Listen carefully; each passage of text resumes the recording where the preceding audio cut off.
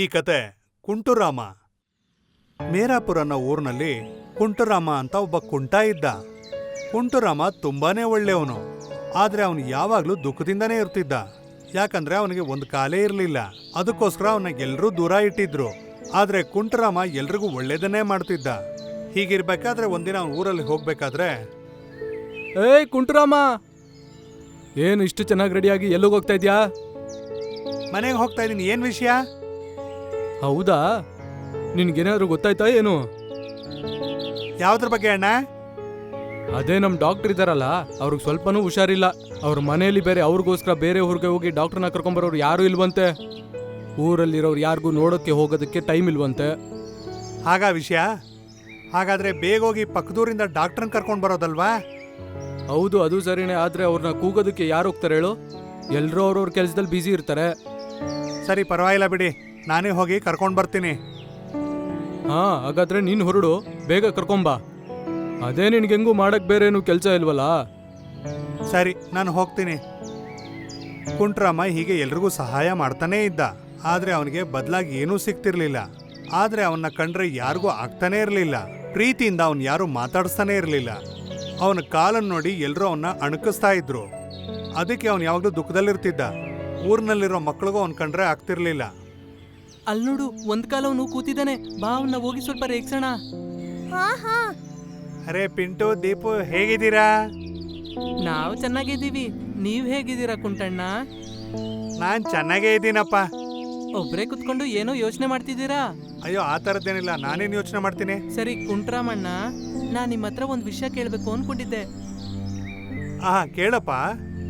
ಅದಕ್ಕೆ ಉತ್ತರ ಕೊಡ್ತೀರಾ? ಸರಿ, ಹಾಗಾದ್ರೆ ನಮ್ ಕೈಲಿ ಮಾಡೋ ಒಂದ್ ಕೆಲ್ಸನ ನಿಮ್ ಕೈಲಿ ಮಾಡಕ್ ಆಗೋದಿಲ್ಲ. ನೀವು ಮಾಡೋವಂಥ ಕೆಲಸನ ನಾನ್ ಮಾಡಕ್ಕಾಗಲ್ವಾ? ಏನದು? ನನಗೆ ಗೊತ್ತಾಗ್ಲಿಲ್ಲಪ್ಪ. ನಿಮ್ಗೆ ಇದೂ ಗೊತ್ತಾಗ್ಲಿಲ್ವಾ? ಓಡೋದು. ನಮ್ ಕೈಲದನ್ನ ಮಾಡಕ್ಕಾಗತ್ತೆ, ನಿಮ್ ಕೈಲದನ್ನ ಮಾಡಕ್ಕಾಗಲ್ವೇ? ಪಾಪ ಕುಂಟನಿಗೆ ಓಡಕ್ಕೆ ಆಗಲ್ಲ. ನಡಿ, ನಾವು ಹೋಗೋಣ. ಓಡಕ್ಕೆ ಪ್ರಯತ್ನ ಮಾಡಿ ಅಣ್ಣ. ಅಯ್ಯೋ ದೇವ್ರೆ, ನಾನು ಏನಂತ ತಪ್ಪು ಮಾಡಿದ್ದೆ? ನನ್ಗೆ ಯಾಕಿಂತ ಶಿಕ್ಷೆ? ಯಾರಿಗೂ ನನ್ ಕಂಡ್ರೆ ಇಷ್ಟನೇ ಇಲ್ಲ. ಎಲ್ರೂ ನನ್ನ ಅಣಕಿಸ್ತಾನೆ ಇರ್ತಾರೆ. ನನ್ನ ಜೀವನ ಪೂರ್ತಿ ಹೀಗೇ ಇರ್ಬೇಕೋ ಏನೋ. ಪಾಪ ಕುಂಟ್ರಾಮ ಯಾವಾಗ್ಲೂ ಹೀಗೆ ಕಷ್ಟ ಪಡ್ತಾನೇ ಇದ್ದ. ಅವ್ರ ಕಷ್ಟಕ್ಕೆ ಯಾವಾಗ್ಲೂ ಕೊನೆನೇ ಇರ್ಲಿಲ್ಲ. ಆದ್ರೆ ಒಂದು ವಿಷಯ, ಅವರು ತುಂಬಾನೇ ಬುದ್ಧಿವಂತರು. ಅವ್ರ ಕೈಯಿಂದ ಪರಕೆನ ಮಾಡ್ತಾ ಇದ್ರು. ಅವ್ರು ಮಾಡ್ತಾ ಇದ್ದಂತ ಪರಕೆ ಅಕ್ಕಪಕ್ಕದ ಊರಲ್ಲಿ ಎಲ್ಲೂ ಸಿಕ್ತಿರ್ಲಿಲ್ಲ. ಅವ್ರು ಮಾಡದಂತ ಪರ್ಕೆ ಮಾರ್ಕೆಟ್ನಲ್ಲಿ ಮಾರ್ತಿರ್ಬೇಕಾದ್ರೆ ಅವ್ರು ತಂದಂತ ಪರ್ಕೆನ ಎಲ್ರೂ ಕೊಂಡ್ಕೊಂತಿದ್ರು. ಇದನ್ ನೋಡಿ ಬೇರೆಯವರೆಲ್ಲ ಹೊಟ್ಟೆ ಕಿಚ್ಚು ಪಡ್ತಿದ್ರು. ಯಾಕಂದ್ರೆ ಬೇರೆಯವ್ರ ಪರ್ಕೆನ ಯಾರು ಕೊಂಡ್ಕೊಳ್ತಿರ್ಲಿಲ್ಲ. ಅಲ್ಲಿ ನೋಡ್ದಾ, ಅವ್ನ್ ತಗೊಂಡ್ಬಂದಿದ್ದೆಲ್ಲ ಇವತ್ ವ್ಯಾಪಾರ ಆಗೋಯ್ತು. ನೋಡ್ತಾನೆ ಇದ್ದೀನಿ, ಇವತ್ ನಮ್ ಹಣೆ ಬರನೇ ಸರಿ ಇಲ್ಲ.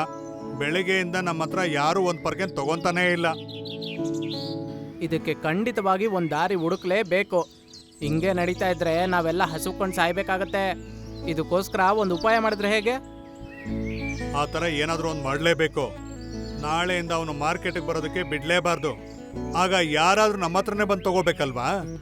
ಏನು ಹೇಳ್ತೀಯ? ಒಳ್ಳೇದು, ಒಳ್ಳೆ ಯೋಚನೆನ ಹೇಳಿದ್ಯಾ. ಅವನ್ ದಿನ ಬಂದು ಅವ್ನ್ ವ್ಯಾಪಾರ ಮಾಡ್ಕೊಂಡು ಅವ್ನ್ ದಿನ ಹೋಗ್ತಿದ್ದಾನೆ. ನಾವು ನೋಡ್ತಾನೇ ಇದೀವಿ. ಇಲ್ಲ, ಇನ್ಮೇಲೆ ನಡೆಯಲ್ಲ. ಇನ್ಮೇಲೆ ಅವನ್ನ ಮಾರ್ಕೆಟ್ಗೆ ಬರೋಕ್ಕೆ ಬಿಡೋದು ಬೇಡ.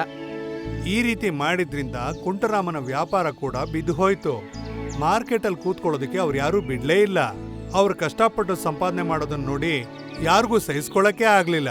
ಕುಂಟರಾಮ ತಾನೆ ಏನ್ ಮಾಡ್ತಾನೆ, ಅವನು ಮಾಡಿರೋ ಪರ್ಕೆನೆಲ್ಲ ತಗೊಂಡು ತುಂಬಾ ದೂರದಲ್ಲಿರೋ ಒಂದು ಊರಿಗೆ ಅದನ್ನ ಮಾರೋದಕ್ಕೆ ಹೋದ. ಯಾಕಂದ್ರೆ ಅವ್ನು ದುಡ್ದು ಸಂಪಾದನೆ ಮಾಡಿದ್ರೇನೆ ಅವನು ಬದುಕಕ್ಕಾಗ್ತಾ ಇದ್ದಿದ್ದು.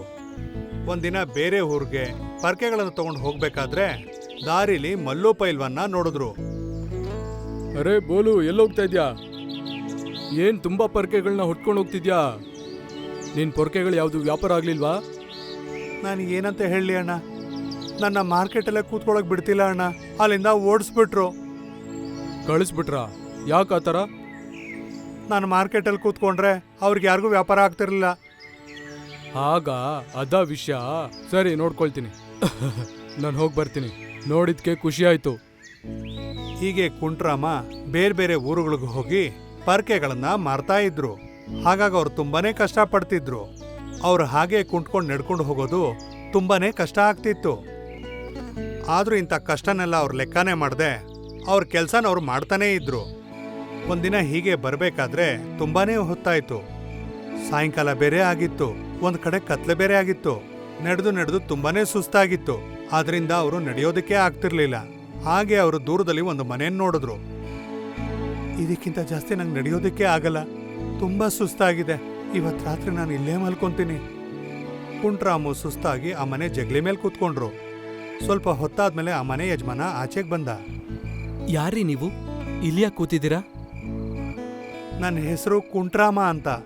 ನಾನು ಊರಿಗೆ ಹೋಗಿ ಪರ್ಕೆಗಳನ್ನ ಮಾರ್ತೀನಿ. ನಮ್ಮೂರು ತುಂಬಾನೇ ದೂರ ಇದೆ, ನಾನು ಹೆಚ್ಚು ನಡೆಯಕ್ಕಾಗ್ತಿಲ್ಲ, ಅದಕ್ಕೆ ಇಲ್ಲಿ ಕೂತ್ಕೊಂಡೆ. ಸರಿ, ಆದ್ರೆ ಹೊರಗಡೆ ಕುತ್ಕೋಬೇಡಿ, ಒಳಗಡೆ ಬನ್ನಿ. ನಾನು ಈ ಊರಿಗೆ ಸೇರಿದವನು. ಇವತ್ ರಾತ್ರಿ ನೀನಿಲ್ಲೇ ಮಲಗ್ಬೋದು. ಅವರು ಕುಂಟ್ರಾಮ ಅಲ್ಲಿರೋದಕ್ಕೆ ಎಲ್ಲ ವ್ಯವಸ್ಥೆ ಮಾಡಿದ್ರು. ಕುಂಟ್ರಾಮ ತಾನು ಏನು ಎತ್ತ ಅಂತ ಎಲ್ಲಾ ವಿಷಯನೂ ಹೇಳ್ದ. ನಿಮ್ಮ ಪೊರ್ಕೆಗಳು ತುಂಬಾ ಚೆನ್ನಾಗಿವೆ, ಇದನ್ನ ನಾನೇ ಕೊಂಡ್ಕೊಳ್ತೇನೆ. ಕುಂಟ್ರಾಮನಿಂದ 2 ಪರ್ಕೆಗಳನ್ನ ತಗೊಂಡ್ರು. ಅದನ್ನ ಅವ್ರು ತಗೊಂಡ್ಮೇಲೆ ಅದಕ್ಕೆ ಏನು ಹೇಳಿದ್ರು ಅಂದ್ರೆ, ನಿಮ್ಮ ಕಷ್ಟಗಳಿಗೆಲ್ಲ ಒಂದು ಉತ್ತರ ನನ್ನ ಹತ್ರ ಇದೆ. ನೀವು ಬೇಕಾದ್ರೆ ಕೇಳಿ, ನಾನು ನಿಮ್ಗೆ ಸಹಾಯ ಮಾಡ್ತೀನಿ. ಹೇಗ್ ಸಹಾಯ ಮಾಡ್ತೀರಾ? ಒಬ್ರು ಪರ್ಕೆ ಮಾರೋರು ನನಗ್ ಗೊತ್ತು. ನಿನ್ನ ಪೊರ್ಕೆಗಳನ್ನೆಲ್ಲ ಅವ್ರಿಗೆ ಮಾರ್ಬಿಡು, ಅದಕ್ಕಾಗಿ ಹಣ ಅವ್ರು ನಿನಗೆ ಕೊಟ್ಬಿಡ್ತಾರೆ. ನೀನ್ ಈ ರೀತಿ ಮಾಡೋದ್ರಿಂದ ಊರು ಸುತ್ತೋ ಅವಶ್ಯಕತೆ ಇಲ್ಲ. ಇದೆಲ್ಲ ಆಗತ್ತಾ? ಹಾ, ತಿಂಗಳಿಗೊಂದ್ಸಲ ಬಂದು ಆ ಅಂಗಡಿಯವರು ನಿನ್ನ ಹತ್ರ ಎಲ್ಲಾ ಪೊರ್ಕೆಗಳನ್ನ ಕೊಂಡ್ಕೊಳ್ತಾರೆ. ನೀನ್ ಅಲ್ಲಿ ಹೋಗಿ ಕೊಡೋ ಅವಶ್ಯಕತೆ ಇಲ್ಲ, ಮನೆಯಲ್ಲೇ ಕೂತ್ಕೊಂಡು ಸಂಪಾದನೆ ಮಾಡ್ಬೋದು. ತುಂಬಾ ತುಂಬಾ ಧನ್ಯವಾದಗಳಯ್ಯ. ಮಾರನೇ ದಿನ ಬೆಳಿಗ್ಗೆ ಕುಂಟ್ರಾಮ ತನ್ನ ಊರಿಗೆ ಹೋದ. ಅವ್ರು ಹೇಳಿದ ಹಾಗೇನೆ ಇಡೀ ದಿನ ಕೂತ್ಕೊಂಡು ಎಲ್ಲಾ ಪರ್ಕೆಗಳನ್ನ ಮಾಡ್ದ. ಆಗ ವ್ಯಾಪಾರಿ ಅಲ್ಲಿಗೆ ಬಂದು ದುಡ್ಡನ್ನ ಕೊಟ್ಟು ಪರ್ಕೆಗಳನ್ನ ತಗೊಂಡ್ರು. ಅವರು ಬಂದು ಹೋಗಿ ತುಂಬಾ ದಿನ ಆಯ್ತು.